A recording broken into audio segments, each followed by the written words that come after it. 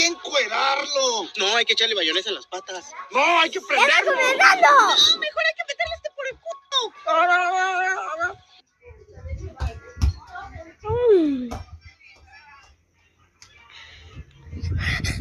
Ay, manera de como irle a tu rival. Manera como irle a tu rival. ¿Cómo decirle al rival que te dé la pelota? Una. ¡Ah, mira, mira! ¡No, tita! ¡No, tita! ¡Tita! ¡Da! ¡Da!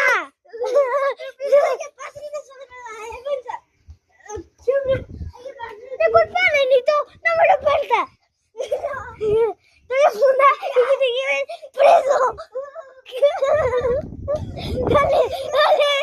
¡Mira, mira! ¡Así!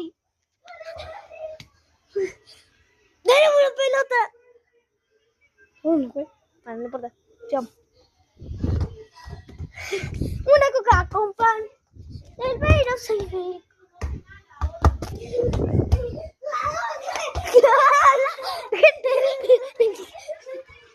Tenía una botellita. Espera.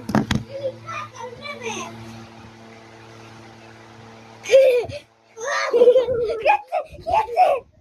¡Botellazo!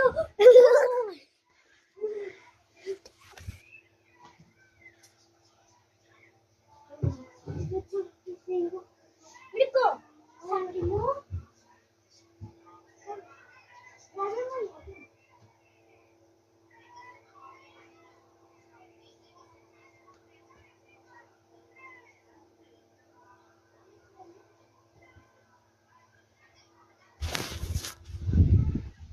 Si quieren, vamos